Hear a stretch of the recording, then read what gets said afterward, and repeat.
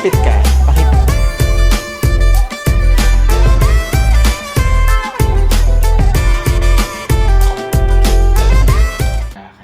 Kaya ngayong umaga na malengke kami, pagkagising namin, unang-una po tayo sa grocery. Di ba kakabukas pa lang? Parang 5 minutes pa lang nandun na agad tayo. Or Hindi pa nga 5 bukas minutes eh. hindi pa nagbubukas. 5 minutes before opening. Before opening, nandun na tayo. Kaya naman, ngayon ay magluluto tayo ng sinigang sa bayabas. Siyempre, pagdating sa sinigang, kailangan nandun ng Knorr. May product placement.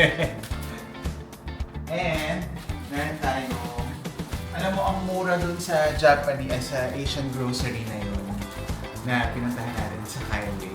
Kasi itong bayabas, normally, nakita ko to sa iba, mga 3 or 4. Pero dun sa highway, which is a grocery in Chinatown, it's only $1.99. At ang bango niya, amoy. Ayun. Amoy na yung bayabas, ang tamis.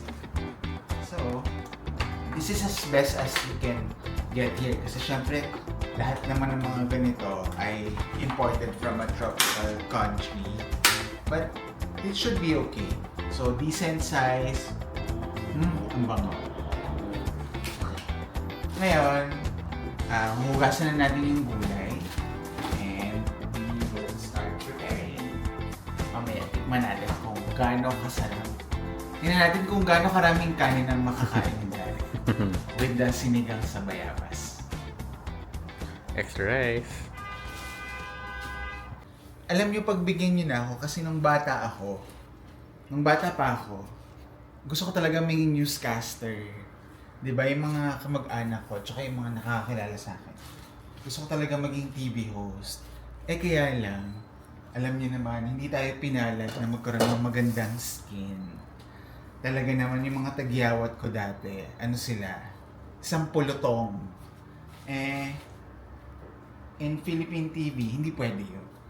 So, isinantabi na natin ang pangarap natin maging newscaster at TV personality. Ngayon,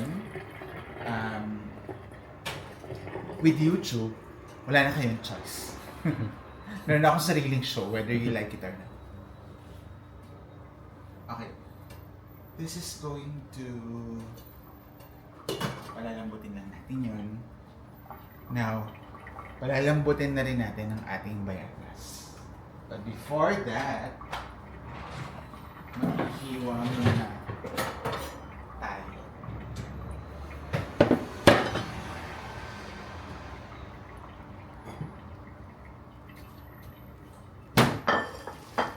Hiwa tayo nito ng mga to para mahugasan ko. Ano ba tawag dito? Bok choy? Bok choy. Bok choy. Yung Shanghai bok choy yun. Shanghai bok choy. Oh. And kamatis. Lumaki po ako, I guess maraming version yung sinigang, no? Pero lumaki ako na yung version namin ng sinigang ay may kamatis. So, lalagyan natin ng kamatis.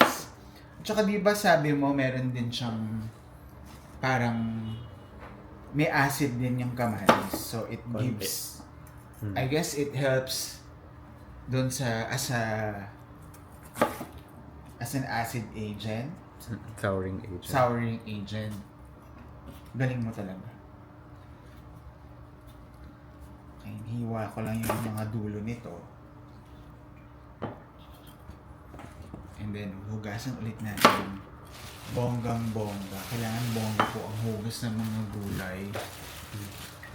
Okay. Papalambot na tayo ng bayabas. So, in a separate pan, ilagay ko tong mga bayabas. Ito, yan. Ganda ng kulay. Dito pwede, no? Dun sa kabila hindi. Okay. Para lumasa, tsaka manuot na dun sa spare ribs yung sinigang. Lalagyan ko na rin itong tamarind mix. Yeah, so habang niluluto yung sinigang, si Daryl gagawa naman siya ng siomai mixture. Diba, very flexible yung siomai. Pwedeng iprito, pwedeng ilagay sa noodles, pwedeng steam. Steam, yeah. Actually, pwede rin pala siyang ilagay sa sabaw, di ba? So, noodles na dry or noodles na may sabaw. Yes. Okay, lapit ka. Pakita natin. Ito yung itsura ng sinigang sa bayabas. And, napapaghiwalay ko na yung ribs with the tongue. So, pwede na siya. Okay. Ang gusto ko lang siyang tikman kasi kung kulang sa alat. Asan na yung isang spoon natin? Nawawala. Yung malaki. Oh, okay. It's okay. Okay. Tikman natin kung tama na siya. So, hindi lang actually ito bayabas. Meron ding sampalok mix. Mainit ah. Ay, ang sarap. Ang sarap. Okay. Ang sarap. Ngayon, lalagyan na natin yung mga gulay.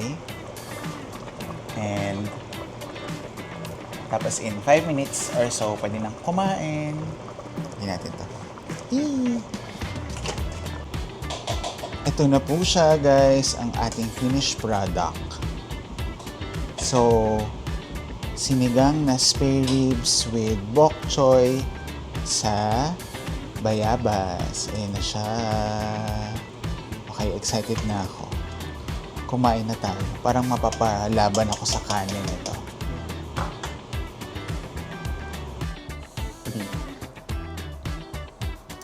Ito na ang finished product. So, the sinigang.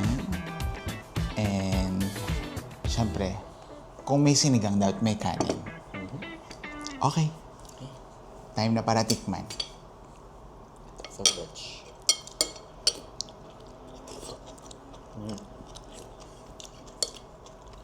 Okay.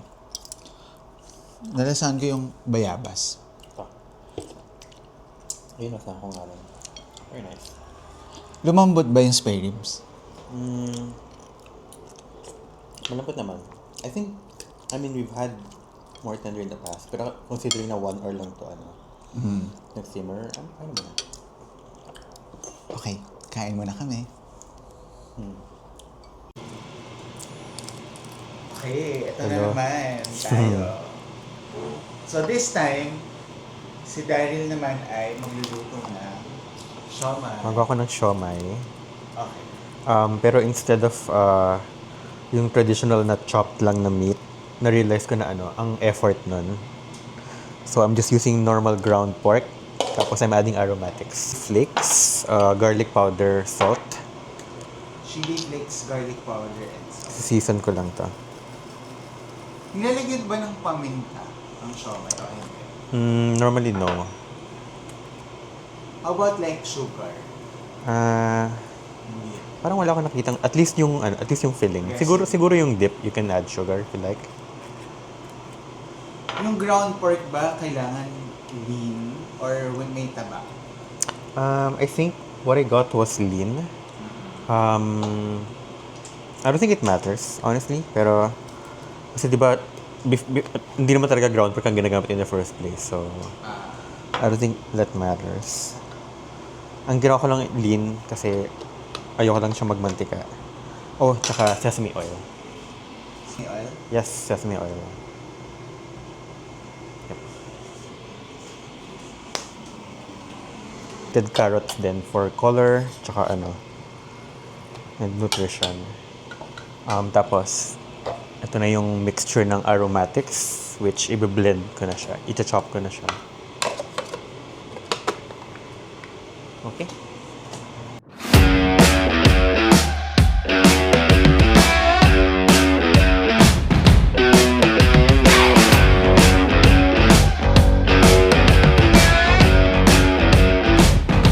they will go into this tray, which I will put sa freezer para once it's frozen, easier not to put into plastic bags or whatever, easier storage.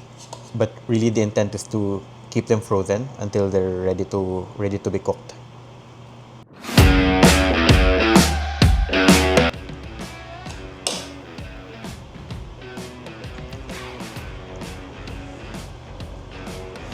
So I'm just trying to wrap it in place as best as I can.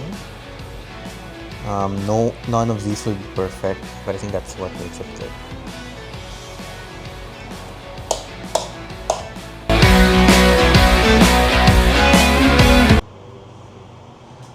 Any tips sa magandang pagbalot ng siomai or ng dumpling in general? I'm not at all an expert in this, but I guess it's going to take practice for sure, fine motor skills. For you, paano mo masasabi na maganda yung pagkakabalot ng dumpling? It has to be tight. Kasi pag loose siya, habang niluluto mo, dun siya nasisira. So, you wanna pack it as tightly as possible. With Parang make little it air compact, pockets. Make it ganun. compact. Kasi yung mga air pockets, yun yung nag-expand pag niluluto mo siya. And either they burst or napupunit siya sa mga points na yan.